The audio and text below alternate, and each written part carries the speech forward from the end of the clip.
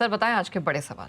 आज के बड़े सवालों में यही है कि गिफ्ट निफ्टी में तेज़ गिरावट क्यों और ऐसे में अगर गैप डाउन ओपनिंग होती है तो खरीदना है या बेचना है। सरकार के किस बयान से गिफ्ट निफ्टी पर थोड़ी कमजोरी के आए हैं संकेत, लेकिन $90 के नीचे क्रूड से कितनी मिल रही है राहत। अमेरिका ईरान के बीच में युद्ध बढ़ने के संकेत हैं क्या। एफआईएस की बिकवाली से कहीं चिंता की कोई बात तो नहीं। वहीं साथ ही एफएनओ के कौन से वो बड़े डेटा हैं जिनसे राहत के संकेत मिलते दिख रहे हैं। 2 डेटा हैं जिनसे रिलीफ मिली है थोड़ी सी, लेकिन किस लेवल के नीचे बैंक निफ्टी और निफ्टी में ब्रेकआउट खतरे में पड़ जाएगा अगर वो टूटते हैं तो, और साथ ही ब्रेकआउट के बाद बड़े टारगेट क्या बनते हैं। आखिरकार बड़ी तेजी के बाद आईटी शेयरों में खरीदारी करनी है बिकवाली। साथ ही एडीआर की कमजोरी के बाद क्या एचडीएफसी बैंक और गिरेगा। और साथ ही एक और 12 सवाल ये है कि आज मैक्रो फैक्टर्स में कौन से वो 2-3 बड़े फैक्टर्स हैं जिन पर आपको नजर रखनी है और जिनके दम पर आज कुछ बड़ा एक्शन बाजार में आपको देखने को मिल सकता है। ये भी जानने समझने की जरूरत है। तो बहुत सारा एक्शन है नेहा जी आज, और एक एक करके आप जब कहें तो शुरुआत करते हैं। एब्सोल्युटली, माइक्रोस के साथ मैक्रोस पर भी फोकस होगा, लेकिन सर सबसे पहले गिफ्ट निफ्टी को क्या हो गया, क्यों इतनी तेज गिरा? अरे क्या डरने की बात है, कोई चिंता की बात नहीं है। गिफ्ट निफ्टी गिरा है, कोई ऐसी दिक्कत वाली बात नहीं। लेकिन मैं बता दूं आपको कि गिफ्ट निफ्टी में क्या कुछ हुआ है और किस वजह से गिरावट आपके लिए होती हुई दिख रही। तो 2 चीज़ें सबसे बड़ी है गिफ्ट निफ्टी में। पहला है वो स्टेटमेंट जो कल संसद में आया है। वित्त राज्य मंत्री पंकज चौधरी साहब ने कल एक स्टेटमेंट दिया है संसद में, और स्टेटमेंट में यह आया है कि सरकार फिलहाल घरेलू निवेशकों के लिए एलटीसीजी घटाने पर विचार नहीं कर रही है। 2 चीज़ें ध्यान से सुनिएगा।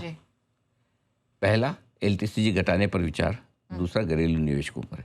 इसमें एफआई नाम नहीं लिया है, सारे निवेशक नाम नहीं लिया है। तो घरेलू निवेशकों पर एलटीसीजी घटाने का फिलहाल कोई विचार नहीं है। तो पहला संकेत तो सबसे इम्पोर्टेंट आपके लिए ये हो गया कि फिलहाल अगर आप ये उम्मीद लगाकर बैठे कि एलटीसीजी घटने की तैयारी में है तो ऐसा नहीं होने जा रहा है। नंबर 1 सबसे पहले इंपॉर्टेंट चीज़ तो ये होगी, ठीक है, नंबर 1। दूसरी चीज़ ये है कि 1,29,000 करोड़ रुपए आए हैं सरकार को पिछले साल एलटीसीजी से, और पिछले 2 साल में करीबन 2 लाख करोड़। ये तब है जब मार्केट खराब है। एब्सोल्युटली। अब आप सोचेंगे भाई मेरे पैसे नहीं बन रहे, आपके नहीं बन रहे, तो फिर इतना एलटीसीजी भर कौन रहा है। ये सवाल मन में आना स्वाभाविक है। अब बताऊं कहाँ से आ रहे हैं? 2 जगह से। पहला, एफआईएस बेच रहे हैं। आपको लगता है एफआईएस बेच रहे हैं, 26,000 वाला निफ्टी 24,000 हो गया या 22,000 हो गया, एफआईएस बेच जा रहे हैं। लेकिन आप ये भी समझिए कि एफआईएस की आपकी हमारी खरीदारी 25,000, 26,000, 24,000 की हो सकती है। उनकी खरीदारी तो 8,000 की भी है, 10,000 की भी है, 12,000 की भी है। तो एफआईएस की जो बिकवाली, तो अल्टीमेटली उन्होंने तो जब खरीदा है उस प्राइस से उन्हें टैक्स भरना है।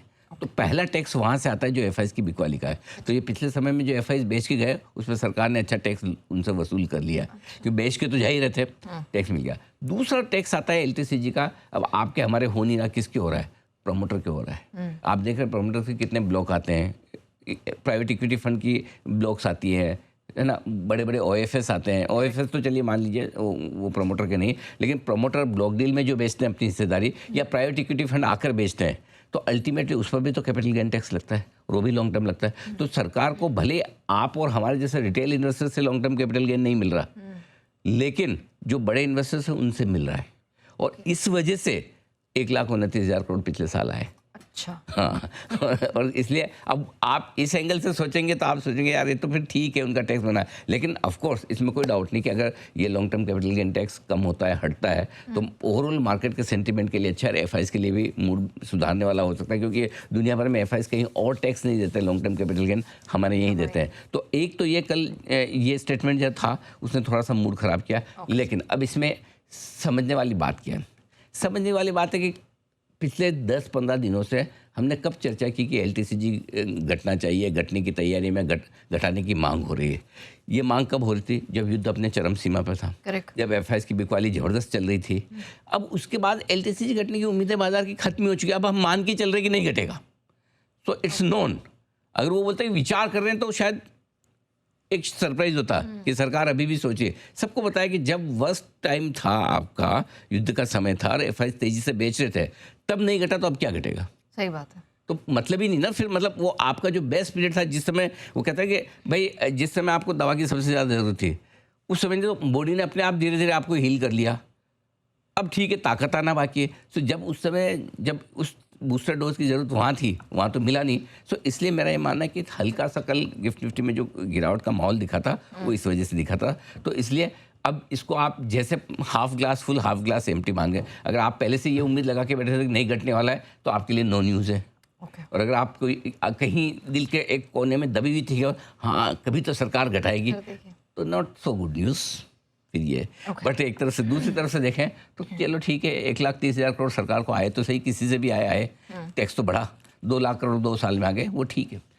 तो पहली खबर तो ये है जिसकी वजह से गिफ्ट निफ्टी कमजोर है। दूसरी खबर है HDFC बैंक, इसका ADR कल 10% से ज़्यादा घट गया। ठीक है, अब HDFC बैंक तो वजनदार स्टॉक है भाई निफ्टी में, टॉप 3 स्टॉक में आ जाता है, और टॉप 3 स्टॉक वाला दूसरा स्टॉॉक अगर इस तरह से कमज़ोर हो तो टेंशन तो तीसरा स्टॉक हो गया। अब रिलायंस, TCS, HDFC टॉप 3 में होगा, मेरे को एग्जैक्ट नंबर नहीं पता, याद नहीं अभी। तो अगर वो 10% घटाए तो फिर इसका मतलब आज भी घटेगा, और आज भी घटेगा तो गिफ्ट निफ्टी में दिखना चाहिए, करेक्ट। लेकिन अब फिर इसमें एक और चीज़ है नेहा, इसमें भी डरने की ज़्यादा ज़रूरत है नहीं है। पूछिए क्यों? पहली चीज़ तो है कि ADR है ना, हमेशा भारत में जो शेयर चल रहा है उसके मुकाबले में प्रीमियम पर चलता है, और इसका प्रीमियम का एडजस्टमेंट होता है। कैसे? अगर भारत में स्टॉक बढ़ेगा तो वहाँ प्रीमियम थोड़ी बढ़ जाती है, भारत में स्टॉक घटता तो वहाँ प्रीमियम थोड़ी घट जाती है, तो प्रीमियम का एडजस्टमेंट ज़्यादा है। कल 5% अपने यहाँ रिजल्ट के बाद ऑलरेडी HDFC बैंक घट चुका है। ठीक है, तो गिरावट के वक्त जो प्रीमियम का एडजस्टमेंट होता है वो कल होता हुआ दिखा है, और चूंकि कल 5% हम ऑलरेडी घट चुके हैं, तो इसका मतलब क्लियर कट है कि काफ़ी हद तक गिरावट हम पचा चुके हैं। 1-2% घट जाए उससे मैं इनकार नहीं कर सकता, लेकिन अगर आप ये सोचो कि 10% ADR घटा हुआ है तो आज हम भी बहुत जोर से घट जाएंगे, या चलो 5 घट भी गए तो 5% और घट जाएंगे, तो ऐसा नहीं होने वाला है। ये सोच के ऐसा अचानक से आपके HDFC बैंक को जोर से शॉर्ट ना कर दें, ओहो 5% नीचे खुला है, 2% नीचे खुला है, अभी तो 10% जाएगा, ये मत सोच लीजिएगा। ये करेंगे तो आप फंस जाएंगे। ठीक है, तो ये प्रीमियम के एडजस्टमेंट है। ये 2 चीज़ें ऐसी है जिनकी वजह से गिफ्ट निफ्टी कमज़ोर हुआ है। अब आपको डिसाइड करना है इन दोनों की वजह से गिफ्ट निफ्टी में पैनिक होना चाहिए, नहीं होना चाहिए। मेरे से पूछेंगे तो नहीं होना चाहिए। दोनों चीज़ें ऐसी है जो ऐसी कुछ भी नहीं, जो कि अगर आपने डीप से थोड़ा ढंग से मार्केट को देखा है तो आपको नहीं पता। ये पता है LTCG नहीं घटने वाला है, दिमाग में सबको पता है, दिल चाहता है कि घटे, दिमाग में सबको पता नहीं होने वाला है। HDFC बैंक का ADR दिमाग कह रहा है सामने देखो नीचे, लेकिन दिल को पता है कि भाई एडजस्टमेंट है। आज जो इम्पोर्टेंट है वो हेडलाइन के बाहर है। इम्पोर्टेंट ये कि जो आज मैक्रो फैक्टर्स को लेकर जो बहुत सारी खबरें हैं नेहा, वो बहुत ज़्यादा इंपॉर्टेंट है। उसके दम पर मार्केट में जो एक्शन आएगा वो इंपॉर्टेंट है, वो समझने वाली बात है, वो आपको देखना चाहिए। तो सर बता भी दीजिए, आपने जिक्र किया तो क्यों इन पे नज़र रख रहे हैं और है क्या एक्चुअली? हाँ, तो कई बार क्या होता है कि हम डेली वाले मार्केट की कमेंट्री करते हैं तो बड़ी चीज़ें आप ध्यान से छोड़ देते हैं। हाँ। 2-3 चीज़ें आज आपको बताना चाहता हूँ जो बहुत इंपॉर्टेंट है। देश के कोर सेक्टर की ग्रोथ 5% आई है, और 5 महीने की ऊंचाई पर आई है। अब आप देख लीजिए, और कहाँ से आई है? सीमेंट से आई है, स्टील, इलेक्ट्रिसिटी से आई है, और तीसरा आयरन ओर को अभी कोर सेक्टर में शामिल किया है, तो आयरन ओर से आई है। आयरन ओर का प्रोडक्शन बढ़ा है। ये डेटा कुछ कहता है हमारी हेडलाइन में, अगर हेडलाइन वाली वो आप डिटेल आप कर दिखा पाए। देश की कोर सेक्टर की ग्रोथ 5 महीनों की ऊंचाई पर, पहला डेटा मैक्रो लेवल पे। दूसरा डेटा, RBI ने डॉलर इन्फ्लो बढ़ाने के लिए विदेशी निवेशकों की एक वो स्वैप फैसिलिटी की थी। जून से लेकर अब तक 2 लाख करोड़ का बड़ा निवेश आया है। ठीक है, राइट। FCNR डिपॉजिट में करीबन 17 बिलियन से 20 बिलियन डॉलर आ रहे हैं। तो ये डॉलर आ रहा है।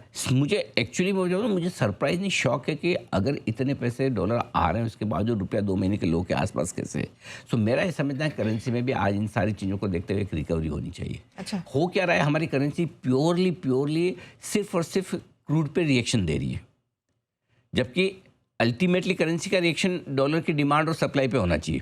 राइट, हम डॉलर के सामने है, तो डॉलर के इन्फ्लो तो आ रहे हैं। FIs की बिकवाली रुक गई। पहले 125 के मुकाबले में अभी भी आप $90 दे रहे हो क्रूड के, राइट, लेकिन 120-125 पे प्रीमियम भी लग रहा था, यहाँ डिस्काउंट पे है। दूसरा ये कि उतना बुरा नहीं है। तीसरा ये कि आपके स्वैप फैसिलिटी से डॉलर आ रहे हैं, FCNR डिपॉजिट से डॉलर आ रहे हैं। सो मेरा ये मानना है कि रुपया भी अब नया लाइफ फ्लो नहीं बनाना चाहिए, और एक बार रिकवरी आनी चाहिए इन डेटा को देखते हुए। सो आज मुझे लगता है आज मैक्रो फैक्टर पर प्ले करने का दिन है, और ये मैक्रो फैक्टर है वो आपके लिए कमाल करते हुए दिखेंगे। तो स्वैप फैसिलिटी से बढ़िया पैसा आ रहा है। $17 बिलियन के आसपास का कल RBI का अनाउंसमेंट आया है, मेरे ख्याल से $17 बिलियन के आसपास FCNR डिपॉजिट में आए। 17.5 बिलियन डॉलर कितने हो गए आपके? करीबन 1.5-2 लाख करोड़ हो गया। और क्या चाहिए। सो मेरा ये मानना है कि ये बढ़िया है मामला। सो आज गैप डाउन ओपनिंग पर आपके लिए मौका खरीदारी का है। हमेशा मैक्रो फैक्टर काम नहीं करते, लेकिन किसी दिन करते हैं। आज 3 मैक्रो फैक्टर आपके फेवर में जो आपको तेजी करवाने की कोशिश करेंगे। ठीक है। इसलिए डरने की जरूरत नहीं।